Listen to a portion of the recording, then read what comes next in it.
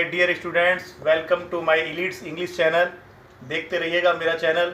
मैं आपके सामने नई नई वीडियोज़ लेके आ रहा हूँ। नए नए टॉपिक्स पर मैं बहुत डिटेल्ड में वीडियो प्रेजेंट कर रहा हूँ आपके सामने, और मुझे बहुत खुशी है कि अच्छे रिस्पॉन्स भी आ रहे हैं। ठीक है, all the best, take care. आज मैं आपको case of noun and pronoun पढ़ाने जा रहा हूँ। बहुत ही इंपॉर्टेंट है।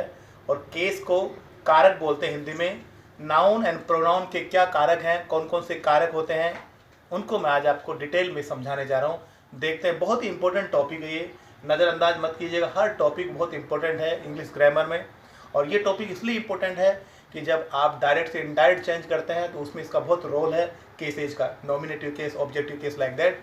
और जब आप एक्टिव से पैसिव बनाते हैं तब भी इसका बहुत ज़्यादा रोल है। ठीक है, तो हर जगह इसका बहुत ही वाइटल रोल है case of noun and pronoun का। देखते हैं कौन कौन से केसेज हैं।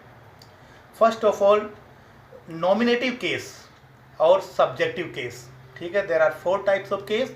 नॉमिनेटिव, जिसको आप सब्जेक्टिव केस भी कह सकते हैं। दूसरा है objective case. Third one possessive case, जिसको आप जेनेटिव केस भी कह सकते हैं। और लास्ट है वोकेटिव केस। ठीक है, एक बार फिर से रिपीट कर दूं। नॉमिनेटिव केस और subjective case, objective case, possessive और जेनेटिव केस और वोकेटिव केस। ठीक है, इनको डिटेल में हम समझने की कोशिश करते हैं, मेरे साथ रहिएगा आप। Nominative case. नॉमिनेटिव केस को पहचानने का एक ही सबसे अच्छा तरीका है कि आप हु से क्वेश्चन कीजिएगा, WHO हु, इससे आप क्वेश्चन कीजिएगा और उसका जो आंसर होगा वो नॉमिनेटिव केस में होगा। करेक्ट है। नॉमिनेटिव केस को आप कर्ता कारक भी कह सकते हैं। क्या कह सकते हैं हिंदी में? कर्ता कारक। ठीक है, अब देखते हैं नॉमिनेटिव केस का मतलब क्या होता है। Nominative case subject of a verb, verb का जो सब्जेक्ट होता है वो भी नॉमिनेटिव केस में होता है। ठीक है, और जो सब्जेक्ट कॉम्प्लीमेंट है वो भी नॉमिनेटिव केस में होता है। ठीक है, देखते हैं इन एग्जांपल्स को। He has a book, Rohan reads a book. यहाँ पर ही क्या है? सब्जेक्ट है, वर्ब का सब्जेक्ट है। ठीक है, अब सिंपल तरीके से आप ये समझ सकते हैं कि जो भी सब्जेक्ट होता है वो नॉमिनेटिव केस में होता है। क्लियर है? सब्जेक्ट जो हमेशा नॉमिनेटिव केस में होता है। ठीक, और सब्जेक्ट को फाइंड आउट करने का एक तरीका है हु, WHO हु से आप क्वेश्चन कीजिएगा, उसका आंसर होगा वो नॉमिनेटिव केस में आएगा। ठीक है, Rohan reads a book. Rohan यहाँ पर क्या है? यहाँ पर सब्जेक्टिव केस में है। कौन पढ़ता है बुक? रोहन पढ़ता है। He has a book, book किसके पास है? ही, उसके पास। ठीक है, तो ये दोनों के दोनों क्या है? ये नॉमिनेटिव केस में है, ये सब्जेक्ट है। ठीक है, अब है subject complement. Subject complement, it is I. यहाँ पर आई क्या है? ये सब्जेक्ट कॉम्प्लीमेंट है। किसका सब्जेक्ट कॉम्प्लीमेंट है? इट। ठीक है, अब आप कहोगे कि इट भी कोई सब्जेक्ट है। इट डमी सब्जेक्ट होता है, मैं आपको समझाऊंगा मेरे नेक्स्ट वीडियो में। डमी सब्जेक्ट, देयर और इट, ये दोनों डमी सब्जेक्ट होते हैं, रियल सब्जेक्ट नहीं है यहाँ पर। ठीक है, और इसका इट का ये क्या है? कॉम्प्लीमेंट है। मतलब इट एक सेंटेंस को शुरू करने के लिए हम लोग यूज करते हैं इट का। ठीक है, जब इंट्रोडक्शन देते हैं तब इट का यूज करते हैं। He is a teacher. अब यहाँ पर टीचर क्या है? ये सब्जेक्ट कॉम्प्लीमेंट है, मतलब ही का ये कॉम्प्लीमेंट। कॉम्प्लीमेंट का मतलब होता है पूरक, मतलब जो उसकी मीनिंग को पूरा करता है, कंप्लीट करता है। ठीक है, ही इज ए, अगर आप इतना ही लिखोगे तो मीनिंग कंप्लीट नहीं होगा सेंटेंस का। कौन है ही इज ए टीचर, तो टीचर क्या हो गया? ही का कॉम्प्लीमेंट हो गया। तो कहने का मतलब क्या हो गया कि नॉमिनेटिव केस में दोनों चीजें आती है, सब्जेक्ट ऑफ ए वर्ब और सब्जेक्ट कॉम्प्लीमेंट। और सिंपल तरीका है हु, बस इससे आप क्वेश्चन कीजिएगा, उसका आंसर पक्का नॉमिनेटिव केस में होगा। ठीक है, अब चलते हैं हम आगे ऑब्जेक्टिव केस में। ऑब्जेक्टिव बच्चे बहुत पढ़ते हैं, सब्जेक्ट ऑब्जेक्ट, ये छोटी छोटी टर्म्स है लेकिन बहुत ही इंपॉर्टेंट है। ठीक है, जब आप SVOCA ये पढ़ोगे, स्ट्रक्चर में आते हैं, मैं ये भी आपको पढ़ाऊंगा, चिंता मत कीजिएगा। SVOCA, तो उसमें वी का बहुत रोल होता है, मीन्स वी का भी, ओ का भी, ओ मीन्स ऑब्जेक्ट। ठीक है, ऑब्जेक्टिव केस वो दो तरह के होते हैं, एक एक्यूजेटिव केस और दूसरा होता है डेटिव केस। और एक्यूजेटिव केस कौन सा होता है? जो डायरेक्ट ऑब्जेक्ट होता है। आपको पता है there are 2 types of object, एक डायरेक्ट ऑब्जेक्ट जिसको आप डायरेक्ट ऑब्जेक्ट भी कह सकते हैं, और दूसरा होता है इनडायरेक्ट ऑब्जेक्ट जो डेटिव केस में होता है। ठीक है, अब देखते हैं कि एक्यूजेटिव केस में व्हाट, अगर आप व्हाट से क्वेश्चन करोगे और उसका आंसर होगा वो आपका डायरेक्ट ऑब्जेक्ट होगा, जिसको आप क्या कहोगे? Accusative case. और जो होम से आप क्वेश्चन करोगे और उसका जो आंसर आएगा वो हमेशा इनडायरेक्ट ऑब्जेक्ट होगा, और वो डेटिव केस होगा। याद रखिएगा, there are two types of case of objective, accusative and dative case. Dative case होता है वो इनडायरेक्ट ऑब्जेक्ट होता है, और जो एक्विजिटिव केस होता है वो डायरेक्ट ऑब्जेक्ट होता है। ठीक है, अब इसको एग्जाम्पल्स के थ्रू समझने की कोशिश करते हैं। यू लाइक इट, अब इट क्या है? प्रोनाउन है। ठीक है, इट क्या है? प्रोनाउन है। लेकिन प्रोनाउन कौन से केस में है, ये बात हमें समझने की जरूरत है। यहाँ पर यू लाइक इट, आप व्हाट से क्वेश्चन करो, what do you like it, answer क्या आएगा? इट। तो इट क्या हो गया? आपका डायरेक्ट ऑब्जेक्ट हो गया, और डायरेक्ट ऑब्जेक्ट मतलब ये एक्विजिटिव केस में है।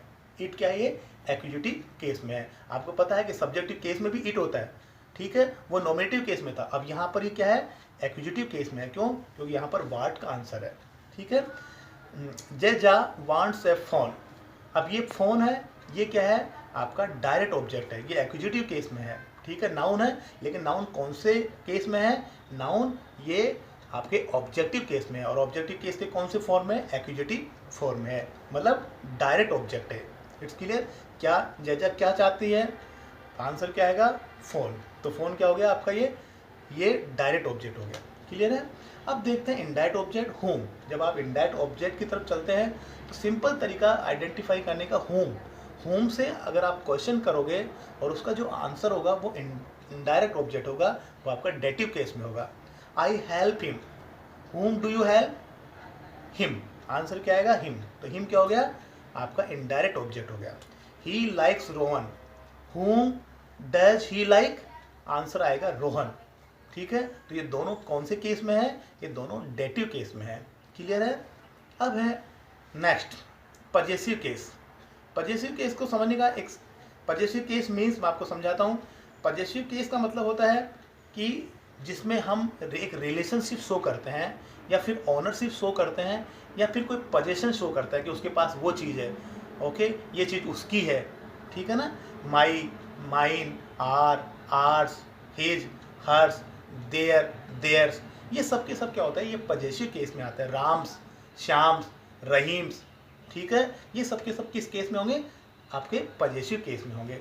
ठीक है, और पजेसिव केस को जेनेटिव केस भी बोलते हैं। और इसको फाइंड आउट करने का एक ही तरीका हुज, WHOS, हुज। और हुज से जो क्वेश्चन करोगे उसका आंसर होगा वो आपका पजेसिव केस होगा या फिर जेनेटिव केस होगा। ठीक है, देखते हैं इन एग्जाम्पल्स को। Possessive case, this is my book, यहाँ पर ये किसकी बुक है? माई बुक है। मतलब हुज का आप क्वेश्चन करोगे, whose is this book, answer क्या आएगा? This is my book, my आएगा। ठीक है, और माई यहाँ पर क्या हो गया? एक पजेसिव केस हो गया।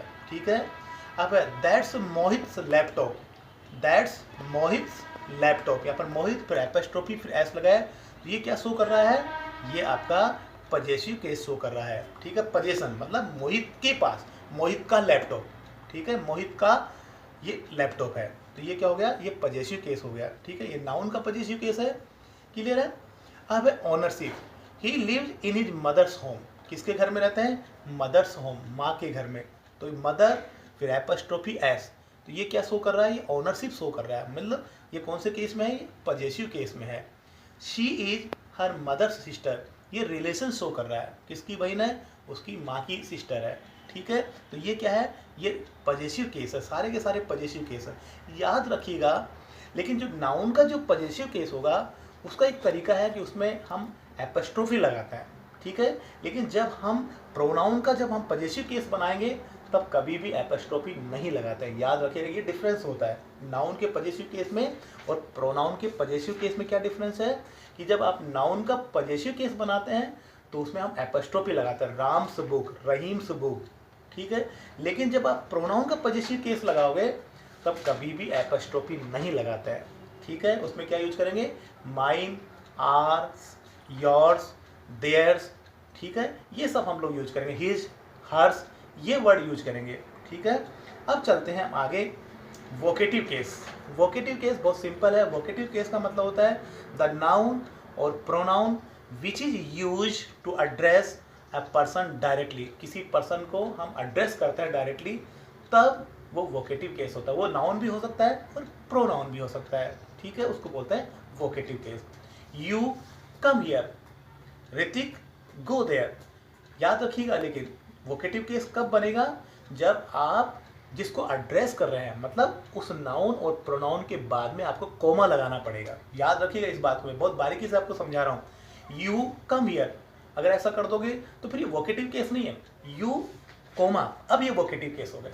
ठीक है, तो जिस पर्सन को आप एड्रेस कर रहे हैं, जिस नाउन और प्रोनाउन को आप एड्रेस कर रहे हैं, उसके जस्ट बाद में कोमा जरूर आएगा।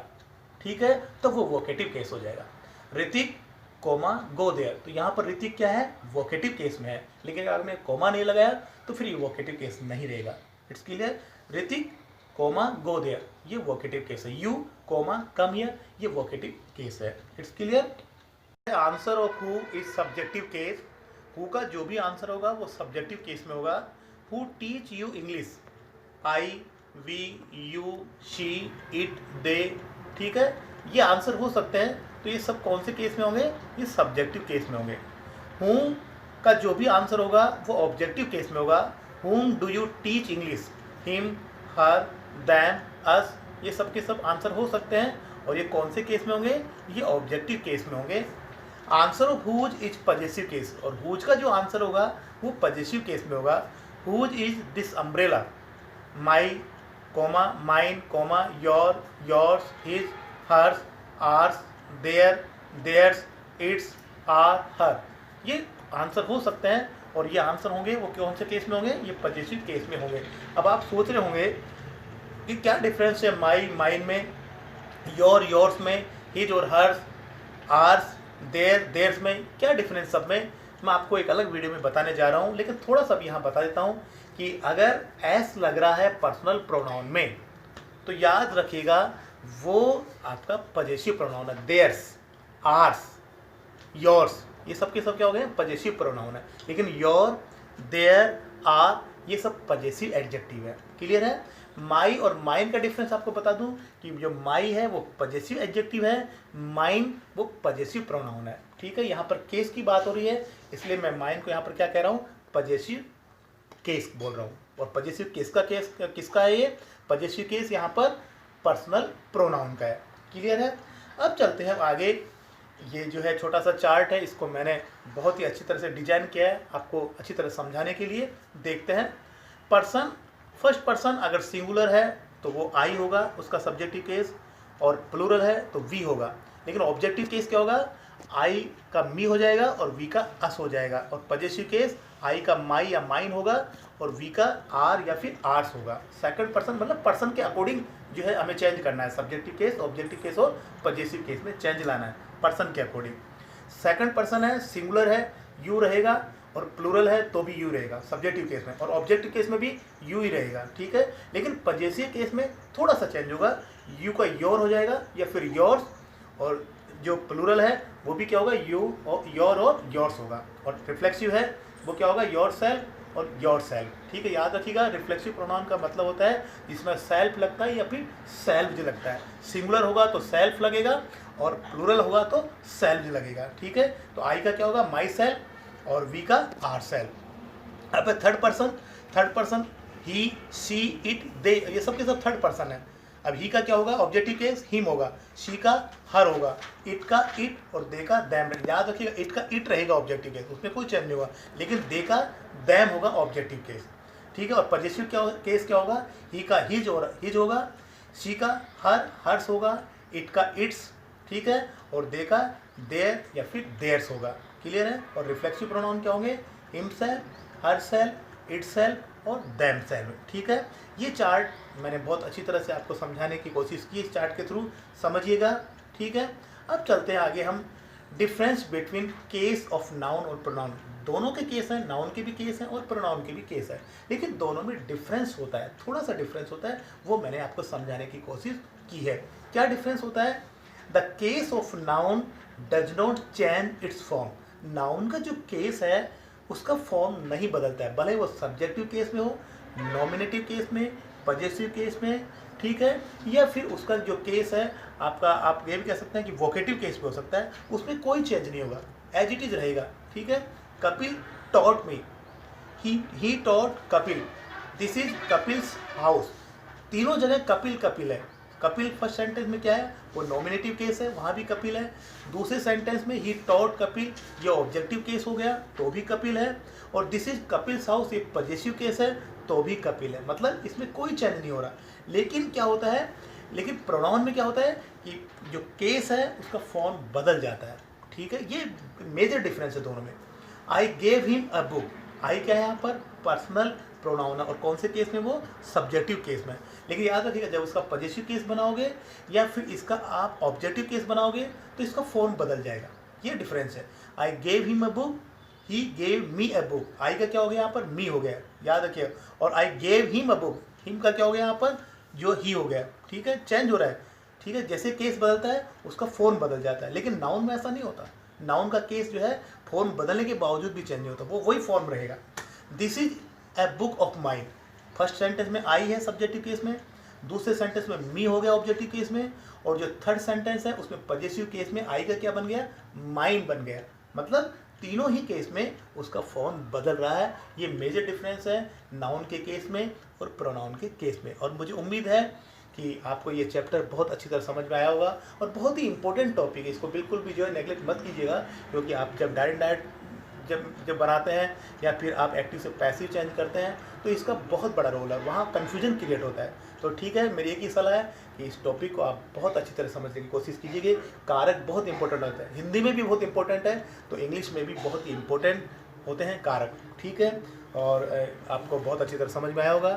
Thanks a lot, take care. Corona जो है इस समय फैल रहा है तो ध्यान रखिएगा, अपने स्वास्थ्य का ध्यान रखिएगा। ठीक है, ऑल द बेस्ट।